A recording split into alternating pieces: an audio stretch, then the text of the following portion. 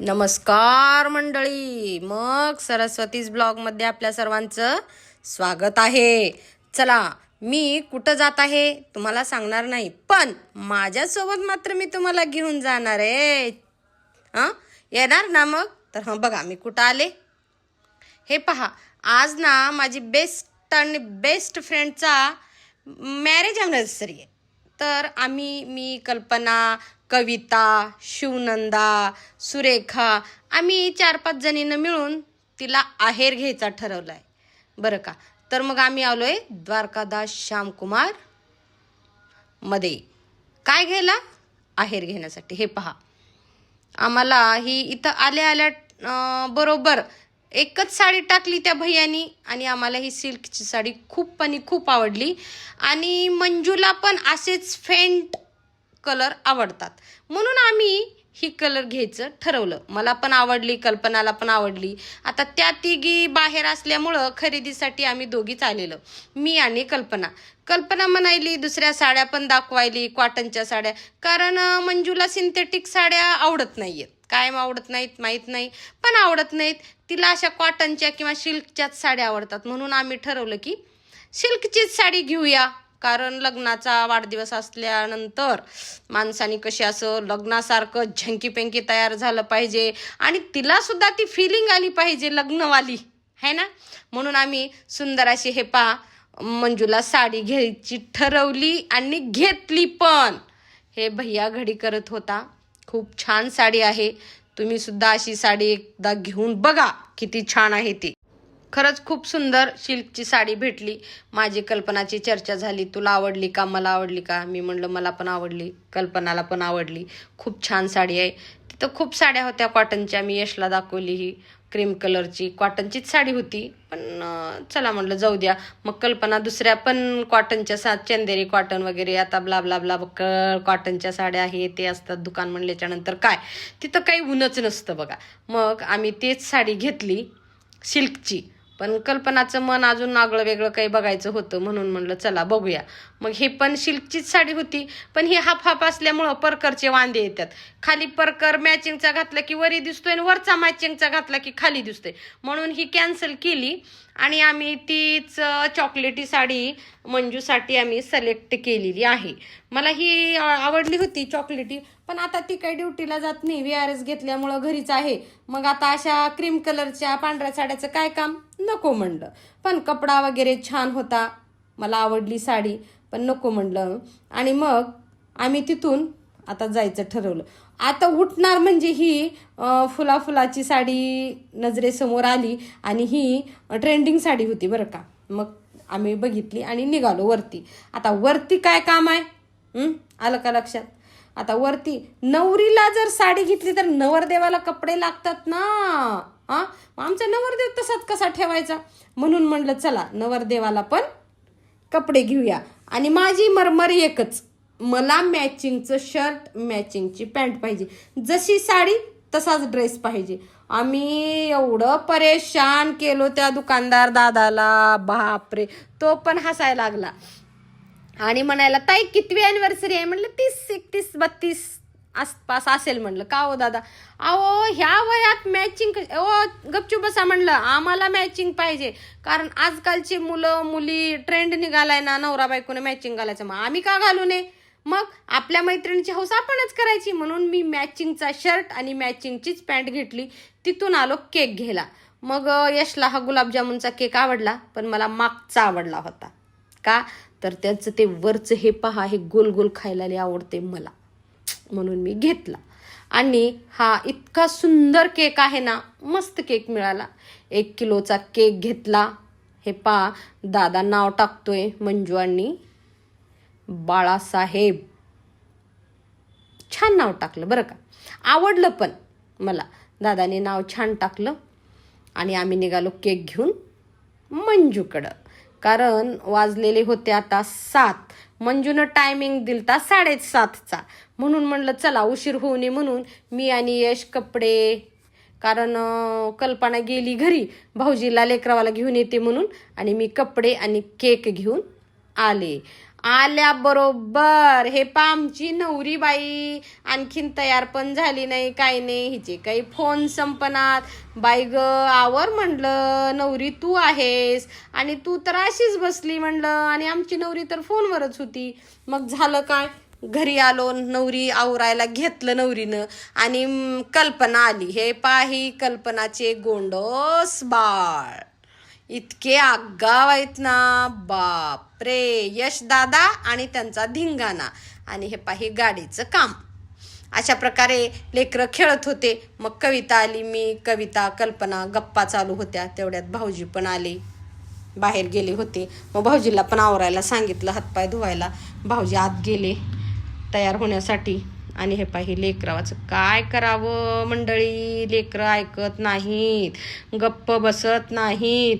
आणि त्याच्यातल्या त्याच्यात आमच्या कल्पना राणीचे लेकरं तर बापरे खूपच खोडकर आहेत, आणि एवढे मस्तीखोर आहेत की विचारता सोय नाही.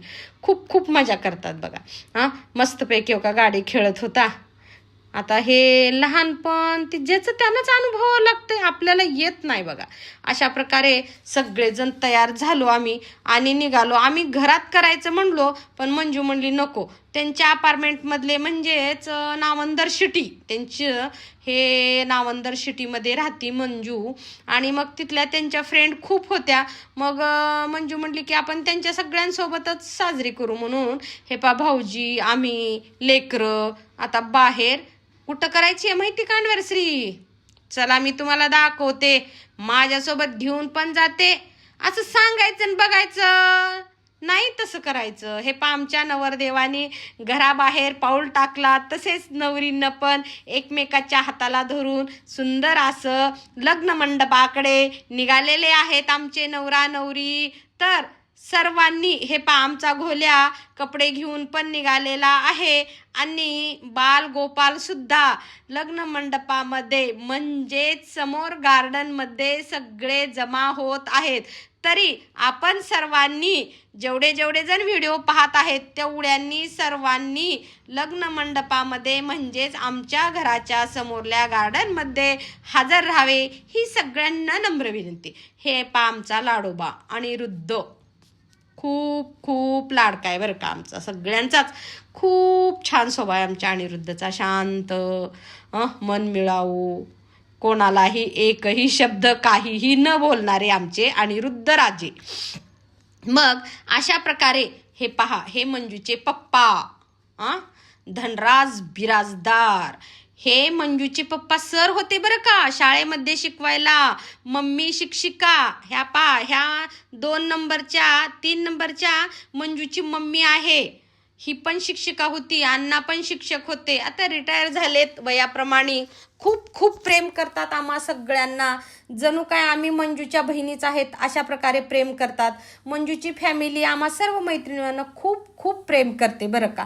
अण्णा असतील, एवन आई असेल, बाला असेल. आमचा बाला ना US ला राहतो, म्हणजेच मंजूचा भाऊ, छोटा भाऊ आहे, पण तो सगळ्यांचा फार लाडका आहे. आणि US हून सुद्धा त्यानं दररोज फोन करणं, बहिणीवाला बोलणं, बहिणीवाची काळजी घेणं, हा सगळा प्रकार करतो. जेणेकरून इथल्या इथं सिटीमध्ये राहणारे भाऊ एकमेकी बहिणीला विचारत नाहीत, पण एवढ्या लांब 7 समुद्राच्या पलीकडे राहून सुद्धा बाला सगळ्यांची चौकशी करतो बरं का. मग अशा प्रकारे आता आमच्या मंजूच्या अॅनिव्हर्सरीला सुरुवात झालेली आहे. अशा प्रकारे मग आम्ही आणलेला आहे आमचे सूर्यवंशी भाऊजी यांना आम्ही सांगितलं की तुम्ही आहेर करा. मग आमचे सूर्यवंशी भाऊजी आम्ही आणलेला आहेर चढवत आहेत. आमच्याकडे मंडळी अशी पद्धत आहे आहेर करायची, अगोदर एकमेकाला नाम लावणे, टोपी घालणे. वो वाली टोपी नहीं, हाँ आप समझ गए होंगे कि वो टोपी नहीं, हमारे इधर आहेर को टोपी करते. हाँ बघा हे पा आहेर करत आहेत भाऊजी. मग आम्ही चालू केलंय. केकमध्ये मी मेणबत्त्या लावत होते, तेवढ्यात आमचे चव्हाण भाऊजी, घोलूचे मिस्टर, म्हणजेच माझ्या लाडक्या कऊचे मिस्टर कृष्णाजी चव्हाण, आणि कल्पना, मी आणि कल्पनाचे मिस्टर, आम्ही असं सर्वांनी मिळून सुंदरपैकी आहेर केला. आणि आहेर करून हे पा आता पुरुषांना आहेर केला की आमच्याकडे आहेर करायची पद्धत अशी आहे की साडी जी आणलेली असती त्या साडीला पहिल्यांदा हळदी कुंकू लावणे, आपल्या डोक्यावर पदर घेणे आणि आपण ज्याला आहेर करायचे त्याच्या डोक्यावर नंतर घालणे, ही आमच्याकडेची परंपरा आहे मंडळी. आणि अशा प्रकारे हे करून आमच्या कल्पना राणी मंजू राणीला साडी चढवत आहेत. म्हणजे आहेर चढवणे, साडी चढवणे, आहेर करणे अशा वेगळे वेगळे शब्द आहेत, पण अर्थ एकच आहे की आहेर करणे. मग आहेर झाल्याच्या नंतर मंजूनं साडीचा पदर पांघरला आणि आमच्या भैयानी म्हणजेच पवार भैयानी, विलास पवार आणि सोनाली या दोघांनी मिळून पण एक केक आणला. अनिरुद्धनं एक केक आणला, मी एक केक आणला आणि पार्क स्ट्रीट मधल्या मंजूच्या फ्रेंडनी पण एक केक आणला. बापरे, 4 केक. आणि मज्जा सांगू मंडळी तुम्हाला, 10 दिवशी होती एकादशी. आली का नाही मज्जा? हे आता शांत शांत शांत सर्वांनी लक्षपूर्वक अक्षदा टाकायच्या. नवऱ्याने नवरीला आणि नवरीने नवऱ्याला हार घालून एकमेकाला स्वीकार केलेला आहे उर्वरित आयुष्यासाठी. आतापर्यंत एकत्र होते आणि ह्याच्या पुढे पण दोघं असंच प्रेमाने, प्रेमाच्या बंधनामध्ये एकत्र राहायची शपथ वचन घेतले आणि पुढील आयुष्याची वाटचाल करण्यासाठी दोघांनीही एकमेकाला हार घातलेला आहे. आणि आता केक कापण्यास सुरुवात झालेली आहे. तर सर्व मंडळींनी शांत जाग्यावर बसून केकचा आणि केक कापण्याचा दोन्हीचाही आनंद घ्यावा. फक्त आनंद घ्यावा का, तर एकादशी आहे त्याच्यासाठी. मग हे पहा, मस्तपैकी 4ही केक कट केले नवरा नवरींनी छानपैकी. आणि आमचे नवरदेव म्हणजेच मिस्टर बाळासाहेब शेलार हे सौभाग्यवती मंजुषा शेलार यांना केक खाऊ घालायचा प्रयत्न केला, ॲक्टिंग केली. का तर नवरीची एकादशी असल्यामुळे नवरीने काही केक खाल्ला नाही. मग नवरदेवाची काही एकादशी नव्हती, नवरदेवानी दाबून मस्तपैकी केक खाल्ला, मोठावाला एक मस्तपैकी. हे नवरीनं आपल्या दोघाचं बी किती प्रेम आहे बघा, एकाचा हिस्सा दोघाचा हिस्सा एकाला खाऊ घातला मंडळी. मस्तपैकी. हे ही मंजूचे अण्णा आणि आई. आम्हाला असं वाटतच नाही बरं का हे परके आहेत ते. खूप मयाळू, प्रेमळ स्वभावाच्या आई पण आणि अण्णा पण. अण्णाला तर बघितलं की मला वेगळीच फिलिंग येते बरं का, मला माझ्या अण्णाची आठवण येते. मी नेहमी तिथं मंजूच्यात गेले आणि अण्णाला न बोलता आले असं कधीच होत नाही. एखाद्या वेळेस आईला बोलणं माझं नसेल, पण मंजूकडे गेल्याच्या नंतर अण्णाला बोलणं तर ते काही विचारायची गरजच नाही. कारण मला मंजूच्या अण्णाला भेटले की मला माझ्या वडिलाला भेटल्याची फिलिंग येते, म्हणून मी अण्णाला आवरेजून भेटून बोलून येते. अशा प्रकारे नवरदेव आणि नवरींनी आई वडिलांचा म्हणजेच सासू सासऱ्यांचा आशीर्वाद घेतलेला आहे. आणि आत्ता मात्र लग्न पूर्ण झालं. म्हणजे ॲनिव्हर्सरी नाही, तसं नाही म्हणायचं, लग्न पूर्ण झालं. आईवडिलाच्या आशीर्वादाने लग्न पूर्ण होत असतं. मस्तपैकी मंजूच्या मम्मानं ओवाळली दोघालाही, नवरदेव नवरीला ओवाळून मस्तपैकी आशीर्वाद दिलेला आहे. हे पहा, ही जोडी पण असंच आई आणि अण्णाची जोडी आयुष्याच्या शेवटच्या क्षणापर्यंत सोबत राहो असं आई जगदंबे चरणी मी प्रार्थना करते. आणि मग नंतर आमच्याकडे औक्षण करायची पद्धत आहे. असं हळदी कुंकू लावणे, डोक्यावर अक्षदा टाकणे आणि काहीतरी सोन्याच्या वस्तूनं औक्षण करतात आणि आम्ही ते करायला सुरुवात केली आहे. मग 5, 7, 10, 11 अशा सवासनी मिळून आम्ही औक्षण करतो. मग पहिल्यांदा आई अण्णांनी औक्षण केले. मुलीला, जावयाला अनेक कोटी कोटी उत्तम आशीर्वाद देऊन त्यांनी एकमेकांनी दोघांनी मिळून आईवडिलांनी मंजूला औक्षण केले. आणि नंतर मग माझा नंबर आला, मी केले, मंजूला केले, भाऊजीला नाम लावला आणि मी भाऊजीला पण औक्षण केले. मी इकडं औक्षण करत असताना इकडं एकादशी असल्यामुळं अनिरुद्ध आणि आमच्या बंधूचे चिरंजीव सगळ्यांना काय देत आहेत माहिती का? एकादशी असली म्हणजे काय झालं मंडळी, आम्ही आईस्क्रीम आणलंय एकादशीच्या लोकांसाठी. हे पहा, आता पार्क मधल्या सगळेजण बघा, हे पहा एवढी पब्लिक जमा झालेली होती मंजूच्या लग्नाला बरं का. तुम्ही म्हणचाल आम्हीच होतो, नाही, नावंदर सिटीमधले सगळेच तिचे मित्र मैत्रीण शेजारणी सगळेजण आलेले होते.